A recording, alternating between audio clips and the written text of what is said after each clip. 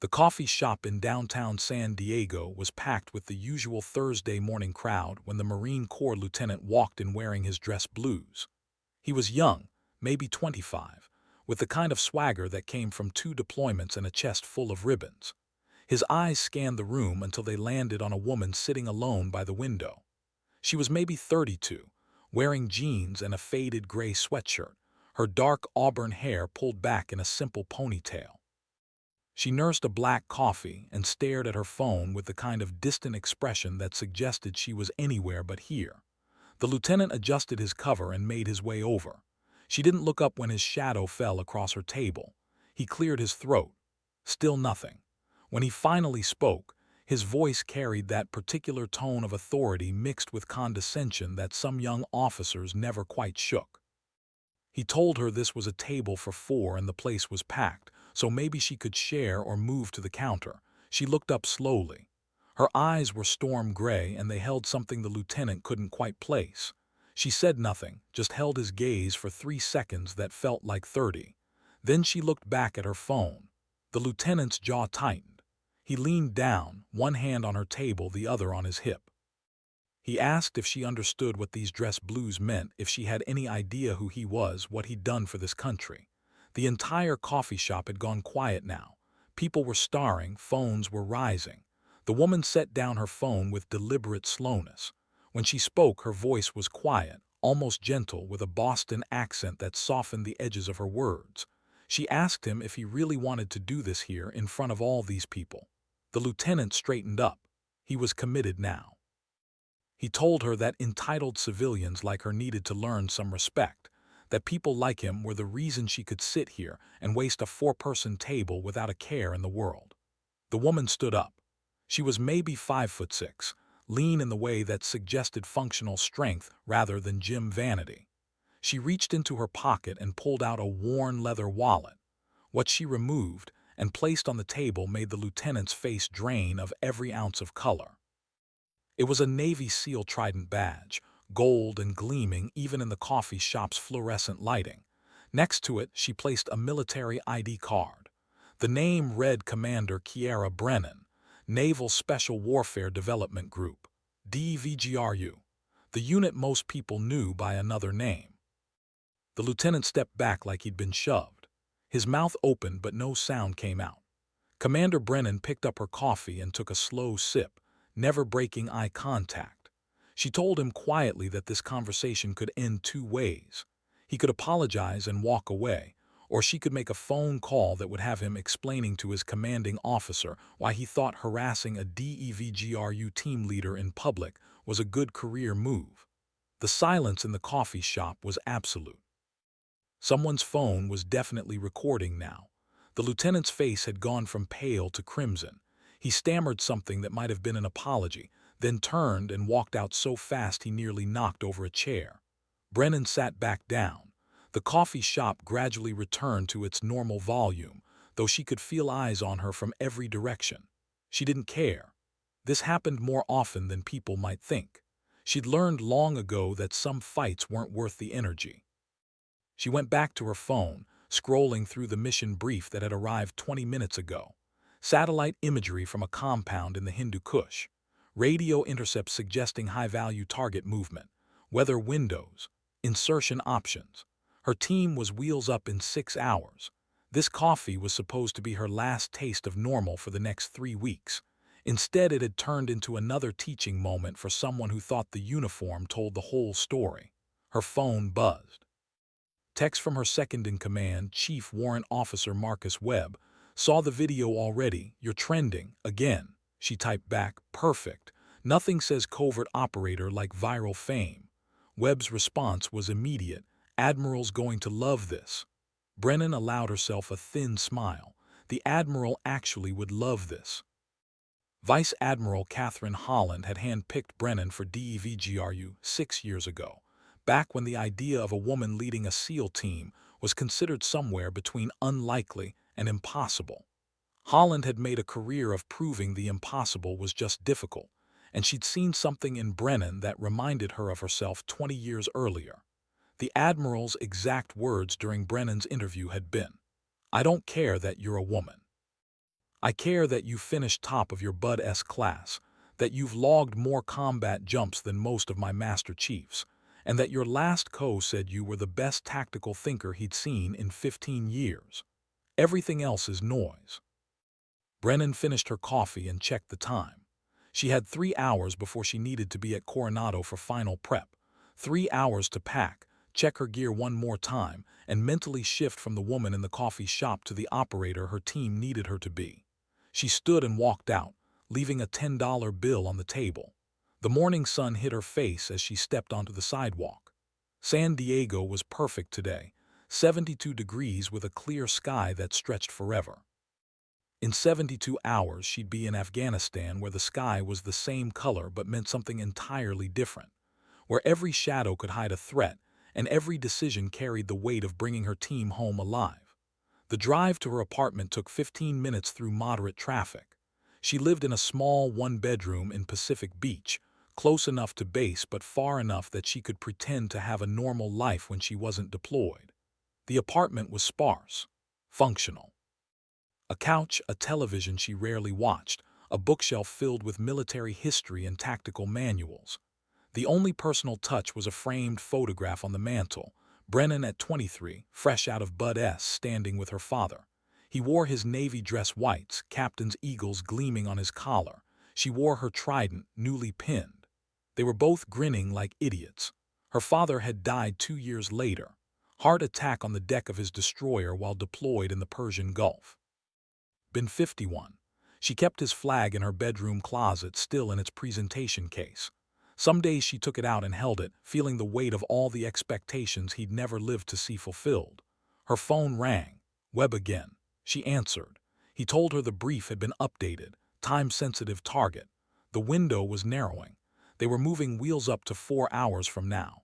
She felt the familiar sensation in her chest, that mixture of adrenaline and focus that came before every operation. She told Webb she'd be there in 90 minutes. He acknowledged and hung up.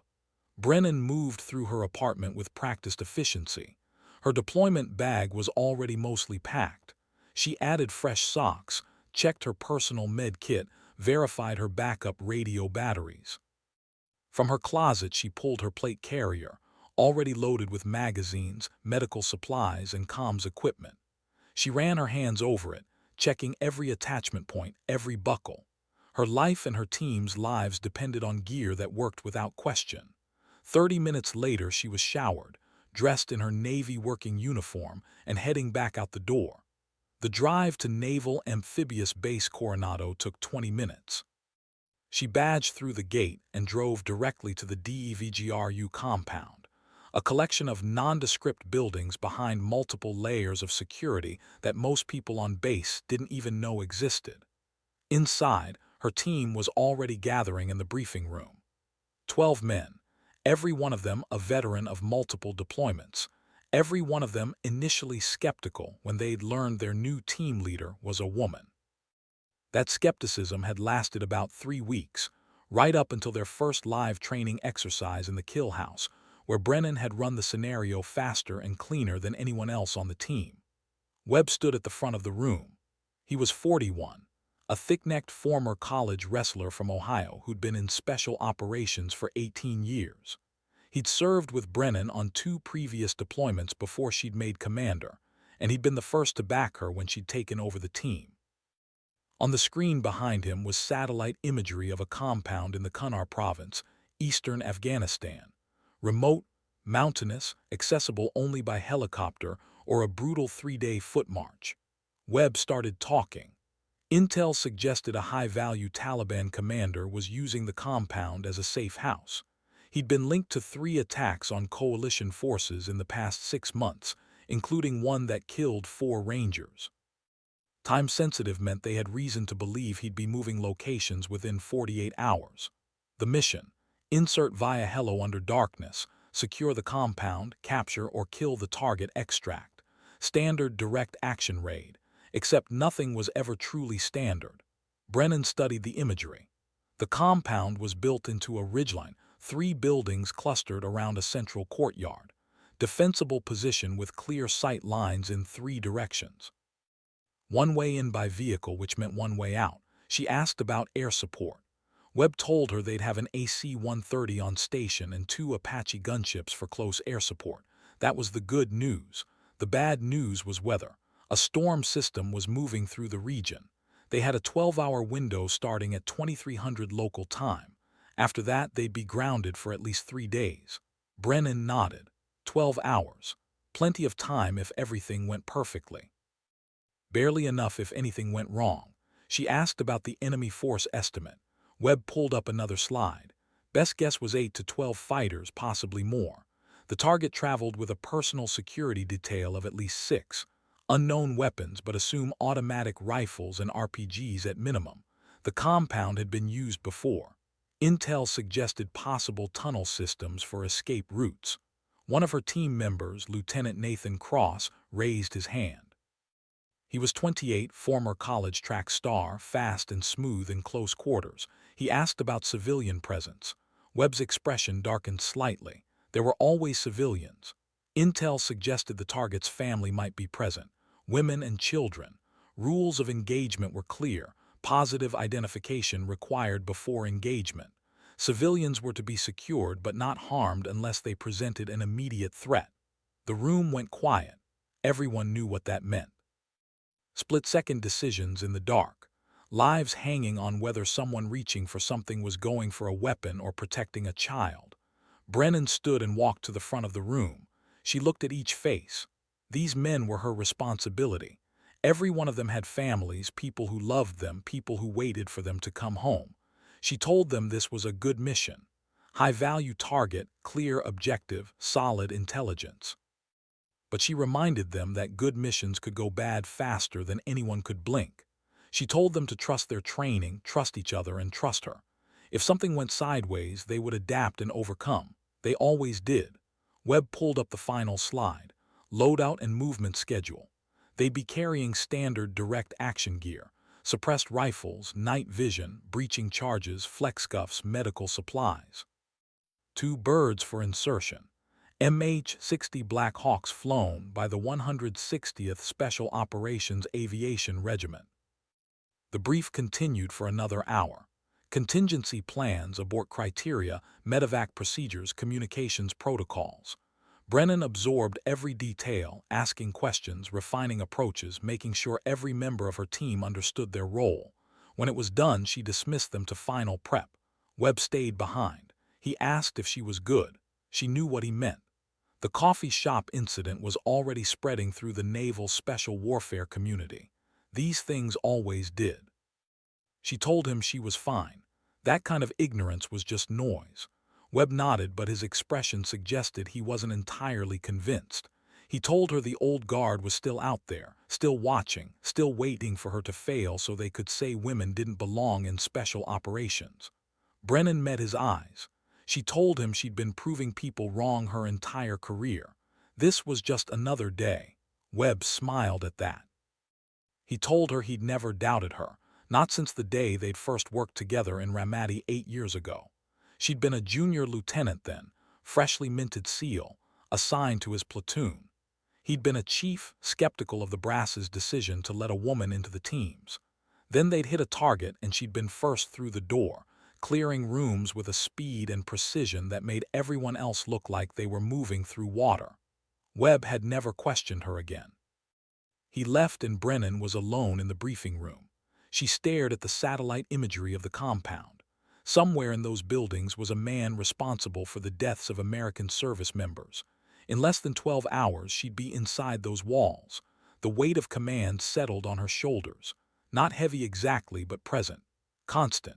She'd learned to carry it the way her father had taught her to carry a rifle, with respect, with awareness, never forgetting it was there. Her phone buzzed. Text from Admiral Holland, "Stay safe. Bring them all home." Brennan typed back, "Always the plan, ma'am." She gathered her things and headed to the team room where her men were checking weapons and gear. The familiar sounds surrounded her, magazines sliding into weapons, Velcro tearing, quiet conversations about nothing and everything. These were good men, professional, deadly when necessary, but also human. They joked about sports and movies and whose turn it was to buy beer when they got back. They'd accepted her not because she was a woman trying to prove something, but because she was a competent operator who made good decisions and kept them alive. That acceptance had been earned in 100 small moments across a dozen missions. The time in Syria when her call changed the assault route 60 seconds before they would have walked into an ambush. The operation in Yemen, where she'd personally dragged a wounded teammate 300 meters under fire to the extraction point. The night in Iraq when her calm voice on the radio had talked a sister team through a complex casualty evacuation while coordinating air support and managing their own mission simultaneously. She checked her rifle, a modified HK-416 with a suppressor and holographic sight. She'd fired tens of thousands of rounds through this weapon. It was broken imperfectly, an extension of her hands. The hours moved quickly. Final equipment checks, brief backs, confirmation of air assets. At 2000 hours they loaded onto 2 buses and headed to the flight line. The sun was setting over the Pacific, painting the sky in shades of orange and purple that seemed almost artificial in their beauty. The 2 MH-60 Black Hawks sat on the tarmac, rotors folded, their matte black paint absorbing the fading light. The 160th pilots were already there, running their pre-flight checks. These were the best helicopter pilots in the world, men who could fly through weather and terrain that would ground anyone else. The lead pilot approached Brennan. She knew him, Chief Warrant Officer Rick Hayes, a 15-year veteran with a Tennessee drawl and a reputation for impossible insertions. He asked if she was ready. She told him she was born ready. He grinned and told her that was what he liked about DEVGRU, no false modesty. His bird would carry Brennan and half her team. Webb would take the other half in the trail bird. Standard procedure, never put all your leadership in one helicopter. They loaded up. Brennan took the seat nearest the door, rifle across her lap, night vision mounted on her helmet. The turbines spooled up with that distinctive whine that every operator knew in their bones. The rotors began to turn, slowly at first, then faster until they were a blur overhead. At exactly 2200 hours, both birds lifted off. San Diego fell away beneath them. They flew low over the ocean, running lights off, heading west initially to throw off any observers. 30 minutes later, they banked north toward Travis Air Force Base, where a C-17 Globemaster waited to carry them across the Pacific. The flight to Bagram Airfield in Afghanistan took 18 hours with one refueling stop in Germany. Brennan tried to sleep but couldn't. She reviewed the mission in her mind, running through scenarios, considering contingencies. Some of her team managed to doze, others read or checked their gear for the dozenth time. When they finally touched down at Bagram, it was 2000 local time. They had 3 hours, final brief with intelligence, coordination with air support, last-minute updates from surveillance assets watching the target. The high-value target was still at the compound. The window was open. At 22:30, they loaded back into the Black Hawks. The flight to the target took 90 minutes, threading through mountain valleys in absolute darkness. Brennan's night vision turned the world into shades of green. Below them, Afghanistan's landscape rolled past, harsh and beautiful and utterly indifferent to the small dramas of humans fighting over it. The pilots' voices were calm in her headset, calling out waypoints and terrain features. 15 minutes out, Hayes told them they were going tactical. All non-essential communication ceased. The only sounds were the rotors and the wind and the quiet breathing of 12 warriors preparing to go to work. 10 minutes out. Brennan could see the compound through her night vision now, a cluster of darker shapes against the mountainside. No lights, no obvious movement. 5 minutes out. The Apache gunships checked in, orbiting 3,000 feet above, their sensors painting the target area. No hostile activity detected. 2 minutes. Hayes brought the Black Hawk into a low orbit while the trail bird moved into position. Brennan gave the signal. Both helicopters flared simultaneously, touching down 50 meters from the compound. Her team was out and moving before the skids fully touched Earth. Standard stack, Brennan in the middle where she could direct the action. They crossed the open ground in seconds, reaching the compound's outer wall. No alarm yet. No shots fired. Cross set a breaching charge on the door. 3 seconds later it blew inward with a muffled thump. They were inside. The courtyard was empty. 3 buildings exactly as briefed. Brennan directed her team to split up. 4 men on the main house, 4 on the western building, 4 on the eastern structure. She stayed in the courtyard with Webb, directing traffic and maintaining communication with air support. The teams moved through the buildings with practiced efficiency, calling out clear rooms in soft voices that barely carried in the thin mountain air. Then shots. Automatic fire from the main house. Someone screamed. Her team returned fire-controlled bursts. On the radio, contact, 2 enemy fighters neutralized, 1 team member hit. Brennan moved toward the main house, Webb beside her. They reached the entrance as her team dragged out the wounded operator. It was Cross. He'd taken a round to the leg through and through, missing the femoral artery by maybe an inch. He was conscious, gritting his teeth, already applying pressure. Brennan knelt beside him. She told him he was good, that he'd be fine, that the bird was 2 minutes out for medevac. Cross managed a pained smile. He told her to get the bastard. She left Webb with Cross and moved into the main house. Her team had secured the ground floor.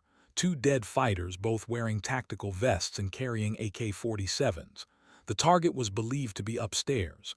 She took the stairs fast but careful, rifle up, sweeping for threats. At the top, a hallway, 3 doors. Her point man was already clearing the first room. Clear. Second room. 2 women and several children huddled in the corner, terrified. Brennan used her limited Pashto to tell them they wouldn't be harmed if they stayed down. The women nodded frantically. Third door. Locked. Her breacher set another charge. This one was smaller, just enough to blow the lock. The door swung open. Inside, a man stood behind a makeshift barricade of furniture, an AK-47 in his hands. He was older than his photos, maybe 50, with a gray beard and hard eyes. The high-value target. He raised his rifle. Brennan's team fired first. 3 suppressed shots sent her mass. The target went down. Brennan moved forward carefully, kicked the rifle away, checked for vitals. He was dead. She keyed her radio and reported, "Jackpot, target down, building secure." Webb acknowledged. Cross was already on the medevac bird, being lifted out. The rest of the team was consolidating in the courtyard. Total time inside the compound, 8 minutes. They had to move fast now. Protocol was to photograph the target, collect any intelligence materials, and extract. Brennan's team swept the room. They found a laptop, several phones, papers, and documents scattered across a desk. Everything went into bags. She photographed the target from multiple angles. Positive identification confirmed. Job done. Outside, the primary extraction bird was landing. Time to go. Her team moved out in good order, maintaining security. They loaded up, 9 operators plus the intelligence hall. The Black Hawk lifted off and Brennan allowed herself a single moment of relief. They'd accomplished the mission with only 1 casualty, and Cross would survive. That was a win in her world. The flight back to Bagram was quiet. Her team was coming down from the adrenaline high, exhaustion setting in. Brennan stared out at the Afghan landscape passing below, thinking about the women and children in that room. They'd be terrified, uncertain about their future now that the man who led them was dead. War was never clean. It left scars on everyone it touched. At Bagram, they were met by intelligence officers who immediately took custody of the materials they'd recovered. A medic checked each team member. Minor scrapes and bruises, nothing serious beyond Cross's leg wound. He was already in surgery, prognosis good. Admiral Holland was on a secure line within the hour. She told Brennan it had been a textbook operation. Clean, efficient, exactly what DEVGRU was built for. Brennan accepted the praise but deflected credit to her team. They were the ones who'd done the work. She just pointed them in the right direction. Holland told her to get some rest. They'd be wheels up back to Coronado in 24 hours. Until then, she'd earned a break. Brennan walked out of the operations center into the pre-dawn darkness. Bagram was never really quiet, but at this hour it was as close as it got. She found a spot away from the main buildings and sat on a concrete barrier, looking east toward where the sun would rise soon. Her body was exhausted, but her mind was still running, replaying the operation, analyzing decisions, considering what could have gone differently. This was the part they didn't show in movies. The after. The quiet moment when you realize you've killed someone, even someone who deserved it, and you have to find a way to carry that. Her father had told her once that the hardest part of command wasn't making the decisions. It was living with them after, understanding that every choice had consequences, some you could see and some you couldn't. She'd been making those choices for 6 years now. Some nights she slept fine. Other nights the faces visited her dreams. The sun broke over the mountains, turning the sky from black to deep purple to orange. A new day in Afghanistan. Somewhere, someone else was planning an attack. Someone else was plotting violence. The war continued with or without her participation. But for today, her team had made a difference. They'd removed a threat. They'd completed their mission. They'd all made it out alive. That was enough. Back in Coronado 3 days later, Brennan sat in Admiral Holland's office at Naval Special Warfare Command. The admiral was 61, gray-haired, with the kind of command presence that made junior officers stand straighter without realizing they were doing it. She'd been one of the first women to reach flag rank in naval special warfare, and she'd done it by being better than everyone else and refusing to acknowledge that her gender should be a limiting factor. Holland told Brennan the operation in Afghanistan was already being cited as a model for future missions. Clean execution, minimal casualties, high-value target eliminated, actionable intelligence recovered. The laptop and phones they retrieved were yielding valuable information about Taliban networks. Brennan nodded, but she was thinking about Cross. She'd visited him in the hospital that morning. He was in good spirits, already talking about when he could return to duty. 6 months minimum, the doctors said. Maybe longer. Holland noticed her distraction. She asked if Brennan was okay. Brennan considered lying, offering some platitude about being fine, but Holland deserved better than that. She told the admiral she was thinking about the cost, about how Cross had almost died, about the target's family, about all the ways that mission could have gone wrong. Holland leaned back in her chair. She told Brennan something she'd learned over 30 years in the Navy. Good commanders think about the cost. They feel the weight of their decisions. The dangerous ones were those who didn't. Brennan absorbed that. She asked Holland if it ever got easier. The admiral smiled sadly. She told her that was the wrong question. It wasn't supposed to get easier. The day it became easy was the day you needed to find a different job. They talked for another hour about upcoming operations, personnel decisions, training needs. When Brennan finally left, walking out of the headquarters building into the California sunshine, she felt something shift inside her. Not a burden lifted exactly, but a better understanding of how to carry it. Her phone buzzed. Text from Webb, team wants to buy you a beer, Coronado Brewing Company, 6 p.m., be there. She smiled. Her team. The men who'd followed her into that compound without hesitation, who trusted her judgment with their lives. That trust was the most valuable thing she'd ever been given, and she would never take it for granted. That evening at the brewery, surrounded by her team, listening to them rehash the operation and give each other endless amounts of grief, Brennan felt something she didn't often allow herself to feel: pride. Not in herself particularly, but in what they'd accomplished together, in the fact that they'd become a real team. Cross was there on crutches, milking his injury for all the sympathy it was worth. Webb bought the first round. The others followed. They didn't talk about the target, about the firefight, about the moments when everything could have gone wrong.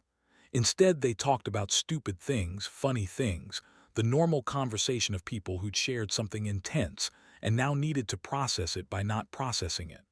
Around 9 p.m., Brennan's phone lit up with notifications. Someone had posted the coffee shop video with commentary. It was everywhere now: Reddit, Twitter, military forums. The Marine lieutenant had been identified. According to the comments, he'd already received counseling from his chain of command. Some people were calling for harsher punishment. Others were defending him, saying he couldn't have known. Brennan didn't care about any of that. She deleted the notifications without reading further. Webb saw her face and asked what was wrong. She told him it was just noise. He nodded, understanding. They stayed at the brewery until midnight, the conversation gradually winding down as exhaustion caught up with adrenaline. When they finally headed out, each going their separate ways, Webb pulled Brennan aside. He told her that what happened in that coffee shop, that kind of ignorance, it would keep happening.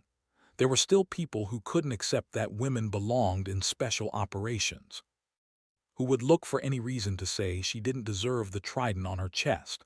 Brennan told him she knew. She'd known that since the day she decided to become a SEAL. The question was never whether she'd face resistance. The question was whether she'd let it stop her. Webb smiled at that. He told her he was glad she was his commander, that her father would have been proud. The mention of her father hit harder than she expected. She thanked Webb and headed to her car. Driving home through Coronado's quiet streets, she thought about her father, about the expectations he'd never lived to see fulfilled, about the career she'd built in his shadow and eventually beyond it. He'd wanted her to be a SEAL. She'd become something more. The next morning she was back at the compound, running her team through close-quarters combat drills. This was the rhythm of special operations, intense action followed by intense training, preparing for the next mission that could come at any moment. Her team moved through the kill house with practiced efficiency. She watched from the observation room, noting small errors, identifying areas for improvement. This was her job now, not just leading missions but building a team that could handle anything. Around noon, Admiral Holland called. There was a new tasking, potential hostage situation in Somalia. American aid workers taken by militants. It was preliminary, might not develop into anything, but DEVGRU needed to be ready. Brennan told her they'd be ready. They were always ready. She briefed her team that afternoon. The intelligence was thin but suggestive. 2 Americans, a doctor and a nurse, had been taken from their compound 3 days ago. Demands had been made but were vague. The working theory was militants looking for ransom or prisoner exchange. The compound where they were believed held was in a remote area, accessible only by helicopter. Sound familiar? Her team knew what that meant. Another night insertion, another direct action raid, another set of split-second decisions in the dark. They began planning immediately. Somalia was different from Afghanistan. Different terrain, different enemy tactics, different considerations. But the fundamentals were the same. Good intelligence, solid planning, flawless execution. Over the next week, as intelligence developed and the mission crystallized, Brennan pushed her team hard. Long hours in the kill house, rehearsals of the compound layout built from satellite imagery, communications drills, contingency planning. She was demanding because she had to be. Their lives depended on being better than the enemy, faster than circumstances, smarter than chaos. The coffee shop video continued to circulate. It had taken on a life of its own, spawning articles about women in combat, debates about military culture, think pieces about respect and assumption. Brennan ignored all of it. The only opinions that mattered were those of her team and her chain of command. Everyone else was just noise. 10 days after the Afghanistan operation, they received execute authority for Somalia. Wheels up in 12 hours. This time there was no last coffee in a downtown cafe. No moments of normalcy before heading into chaos. There was only the mission, the team, and the certainty that somewhere across an ocean, 2 Americans were waiting to be rescued. They loaded onto a C-17 at Miramar, the same drill as before. Long flight, brief stop for refueling, another brief at the forward operating base. The hostages were confirmed at the compound. Enemy force estimated at 6 to 8 fighters. Time sensitive because intel suggested the hostages might be moved within 24 hours. The operation would launch that night. As Brennan sat in the briefing room at Camp Lemonnier in Djibouti, looking at satellite imagery of another compound in another remote location, she felt the familiar weight settle onto her shoulders. 2 lives depending on her decisions. 12 team members trusting her judgment. Everything that could go wrong playing out in her mind. But also, the training, the preparation, the knowledge that her team was among the best in the world at exactly this kind of mission. They'd trained for years to be ready for this moment. Now it was time to execute. That night under a moonless African sky, 2 Black Hawks crossed into Somalia. Brennan sat in the same position as always, rifle across her lap, night vision mounted, mind clear and focused. Below them, the landscape was different from Afghanistan, but the mission was the same. Get in, secure the hostages, get out. The compound appeared in her night vision, 3 buildings arranged around a courtyard. The intelligence had been good. They set down 50 meters out, her team moving immediately toward the target. This time there was no quiet approach. Somehow the militants knew they were coming. Gunfire erupted as they crossed the open ground. Brennan's team returned fire, suppressing the shooters while maintaining their movement. They reached the compound wall. Breaching charges blew the door. Inside, chaos. Muzzle flashes in the darkness, her team moving with practiced precision, clearing rooms and neutralizing threats. She moved through the courtyard toward the building where intelligence suggested the hostages were held. Gunfire all around her, tracer rounds cutting through the night. Her team was taking fire from multiple positions, but they were advancing, clearing their sectors, doing what they trained to do. The building on the left was where the hostages should be. Brennan led half her team inside while Webb took the rest to secure their perimeter. Ground floor was clear. Upstairs, a locked door. Her breacher set a charge, but before he could blow it, someone inside shouted in English, "Don't shoot! American! Don't shoot!" Brennan called back, identifying herself. She told them they were U.S. military here to extract them. The door opened. 2 people, a man and woman, both in their 40s, both terrified but alive. The doctor had been beaten, his face swollen and bloody. The nurse was clutching his arm like she'd never let go. Brennan told them they were safe now, but they needed to move fast. Could they walk? Both nodded. Outside, Webb reported the perimeter was secure. 4 enemy fighters down, the rest had fled into the surrounding area. Time to go. They moved back through the compound with the hostages in the middle of their formation, maximum protection. The Black Hawks were already inbound, landing in a storm of dust and rotor wash. Her team loaded up, hostages first, then operators. 30 seconds later, they were airborne. The entire operation had taken 11 minutes from insertion to extraction. Back at Camp Lemonnier, the hostages were taken immediately to the medical facility. Brennan watched them go, feeling the adrenaline slowly drain from her system. Another successful mission, everyone coming home alive. The doctor and nurse would recover. Her team was uninjured. Admiral Holland was on the secure line within the hour, this time with even higher praise. 2 successful high-risk operations in less than 2 weeks. Textbook execution both times. Brennan accepted the praise, but inside she felt something different than satisfaction. She felt exhausted. Not physically, though that too, but deeper. The kind of exhaustion that came from carrying responsibility for other people's lives, from making decisions in seconds that would echo for years. From understanding that one wrong call could mean someone's parent or spouse or child never came home.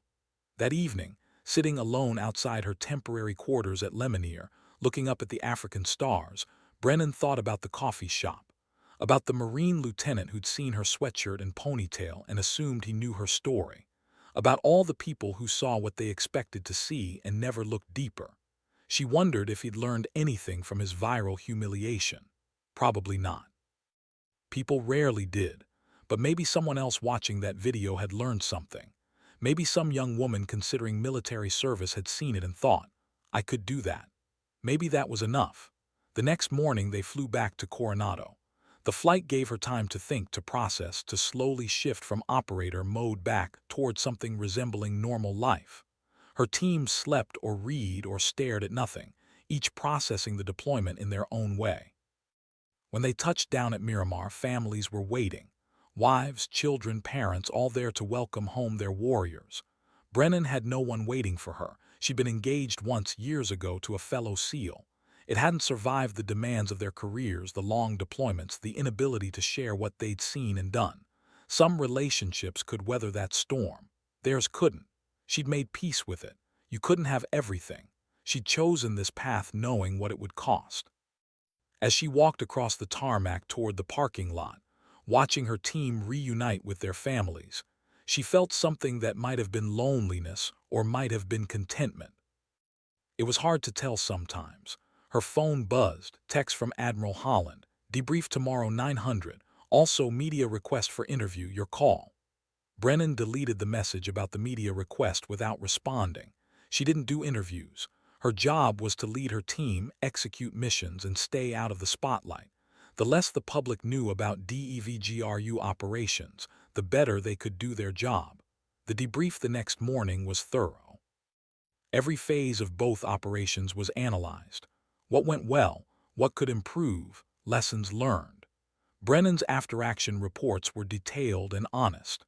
She noted the close call with Cross in Afghanistan, the immediate enemy contact in Somalia, the split-second decisions that could have gone differently.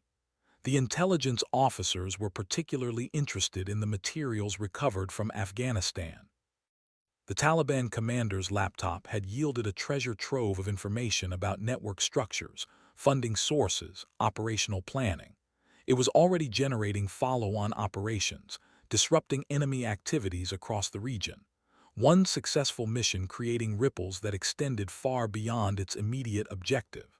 After the debrief, Admiral Holland asked Brennan to stay behind. When they were alone, Holland told her something was coming. The Navy was planning a public relations push around women in special operations. They wanted to feature Brennan's story, her success as a DEVGRU team leader, her path from Bud S to command. Brennan's immediate reaction was negative. She told Holland she wasn't interested in being a poster child. Holland understood, but she explained it wasn't really a request. The Navy needed good stories right now. Congress was asking questions about the return on investment in special operations. Public support for military spending was wavering. A story about a successful female SEAL commander executing high-risk missions could help. Brennan asked if that was an order. Holland told her it wasn't, not yet, but it might become one. She asked Brennan to think about it. Consider that refusing might limit her future advancement. Consider that her story might inspire the next generation. Brennan left the meeting frustrated. She'd spent her career trying to be seen as just another operator, not a female operator. Being used for public relations would undo all of that. But she also understood the reality of military politics. Sometimes you took one for the team. She spent the next week trying to decide while falling back into the rhythm of training. Her team ran drills, worked out, studied tactics, prepared for the next mission that was always coming. Cross returned to limited duty, still on crutches but determined to get back to full capacity. The decision was made for her when Admiral Holland called with actual orders. The Navy had arranged a feature story with a major magazine. Brennan would cooperate fully. Interview, photos, background information. It would run in 3 months, timed to coincide with a larger initiative on military diversity. Brennan accepted the orders without complaint. You didn't reach commander by fighting every battle. Sometimes you saluted and drove on. The interview took place at a coffee shop in San Diego, not the same one where the confrontation had happened, but close. The irony wasn't lost on Brennan. The journalist was a woman in her 30s, former war correspondent who'd covered Iraq and Afghanistan. She knew enough about military culture to ask good questions, and she'd done her research. She asked about Brennan's path to the SEALs, about Bud S., about the challenges of being a woman in special operations. Standard questions, but Brennan tried to give honest answers. She talked about her father, about growing up Navy, about always knowing this was what she wanted. She talked about Bud S. and how it was the hardest thing she'd ever done, not because of the physical demands but because of the constant mental pressure, the knowledge that one mistake could get you dropped. She talked about her team and how they'd become her family, how trust was built through shared hardship and competence proven under pressure. The journalist asked about the coffee shop incident. Brennan had known the question was coming, but she still didn't like it. She said it was unfortunate but not unusual. There were still people who couldn't accept women in combat roles. The best response was to keep doing the job well and let the results speak for themselves. They talked for 3 hours. The journalist took photos. Brennan in her uniform, Brennan with her team, Brennan standing in front of a Black Hawk helicopter, all carefully staged to show strength and competence while avoiding any classified material. When it was over, Brennan felt drained. Exposing pieces of herself for public consumption went against every instinct she developed as a special operator. The article came out 2 months later. The cover showed Brennan in her plate carrier, rifle slung across her chest, standing in front of her team. The headline read, "Breaking Barriers, Inside the Life of the Navy's First Female SEAL Team Commander." The story was fair and well written. It captured her dedication and her team's professionalism. But it also did exactly what Brennan had feared. It made her different, special, notable specifically because of her gender rather than her competence. The response was immediate and overwhelming. Supportive messages from women in the military and girls dreaming of military careers. Angry messages from men who thought women had no place in combat. Death threats from random internet trolls. Marriage proposals from people who'd clearly never met her. Through it all, Brennan tried to maintain normalcy. She showed up to work every day, led her team, trained for missions. Her team handled the attention better than she did. They joked about having a celebrity commander, asked her to sign autographs, generally gave her endless amounts of grief. It helped. A month after the article published, the call came. New mission, high-value target in Yemen, time-sensitive, wheels up in 6 hours. Brennan felt relief wash over her. This was what she was built for.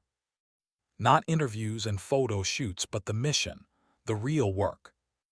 They deployed to Yemen and executed the operation flawlessly. Another successful mission, another terrorist leader eliminated, another intelligence haul recovered. When they returned, the media attention had mostly died down. Other stories had captured the public's attention. Brennan was grateful for the return to anonymity. 6 months later, she was promoted to captain. Admiral Holland pinned on her new rank in a small ceremony attended by her team and a handful of senior officers. In her remarks, Holland noted that Brennan's success had opened doors for other women in special operations. Applications from female candidates had tripled. Standards hadn't changed, but opportunity had expanded. Brennan understood then what Holland had known all along. Her story mattered not because she wanted it to, but because it changed what was possible. The next generation of female warriors would have an easier path because she'd walked it first. That evening, her team took her out to celebrate the promotion. They ended up at the same brewery where they'd gathered after Afghanistan, drinking beer and telling stories and enjoying the camaraderie that came from shared purpose. Cross was there, fully recovered, back on active duty. He raised his glass and offered a toast. To Captain Brennan, the best commander any of us have ever served under, who just happens to also be the toughest person in this bar. The team echoed the sentiment. Brennan felt her throat tighten with emotion. These men had seen her at her best and her worst. They'd trusted her with their lives and she'd brought them home. That trust, that respect, was earned through action, not granted by rank or position. Later that night, alone in her apartment, Brennan took out her father's flag from the closet. She held it, feeling the weight, remembering his expectations and his pride. She'd exceeded what he'd imagined possible. She'd become not just a SEAL, but a leader, a commander, someone who others looked to for guidance and inspiration. The next morning she was back at work, back to the routine of training and preparation. Another mission was always coming. The threats never stopped, but neither did she. Years passed. More deployments, more missions, more moments of intensity followed by quiet preparation. Brennan's team evolved as members rotated out and new operators joined. She trained them, tested them, forged them into the same tight unit that had carried her through those early days. The coffee shop incident became a footnote, a story that occasionally resurfaced when people wanted to talk about gender in the military. Brennan rarely mentioned it. It wasn't important. What mattered was the work, the mission, the team. She made commander, then captain, then at 41 became one of the youngest officers ever selected for admiral. The promotion meant leaving DEVGRU for a staff position, leaving the direct action raids for the strategic planning that made those raids possible. It was bittersweet. She missed the immediacy of operations, the clarity of purpose that came from direct mission execution. But she understood that leadership meant growth, evolution, taking on new challenges even when the old ones felt more comfortable. Her last day with the team was harder than she'd expected. These men had been her family for over a decade.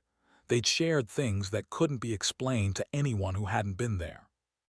Webb, now a Master Chief, gave a speech that managed to be both heartfelt and appropriately inappropriate. He reminded everyone that Brennan had once outshot him in a qualification course and he'd never forgiven her, that she'd never asked them to do anything she wouldn't do herself, that she'd made them better operators and better men. The team gave her a plaque with all their names and the dates of their operations together. 14 missions, all successful, everyone coming home. That was the real measure of a commander, not the kills or the intelligence hauls, but bringing everyone home. As an admiral, Brennan oversaw special operations planning for the Pacific region. Different challenges, different stressors, but the same fundamental purpose: protecting American interests and bringing warriors home safely. She thought often about that Marine lieutenant in the coffee shop all those years ago. She'd never learned what happened to him, whether that moment of viral fame had taught him anything or just made him more resentful. It didn't matter. What mattered was that the world had changed. Slowly, grudgingly, but changed nonetheless. Women were now serving in every combat role. The arguments about whether they belonged had mostly faded, replaced by evaluation of competence rather than gender.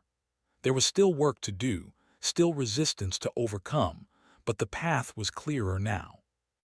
On her 50th birthday, Brennan received a letter from a young woman who just graduated Bud S. She wrote that she'd been inspired by Brennan's story, that she'd watched that coffee shop video 100 times when she doubted herself during Hell Week, that knowing someone had walked this path before made it possible to believe she could walk it too.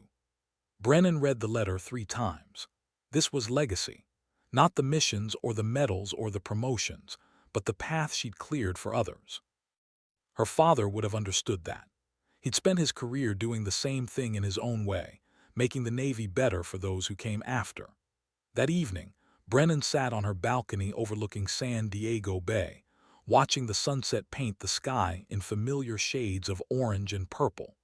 She thought about the long, strange journey from that coffee shop to here, from underestimated woman in a sweatshirt to admiral with 2 stars on her collar. She thought about all the people who doubted her, all the obstacles she'd overcome, all the moments when the path had seemed impossible.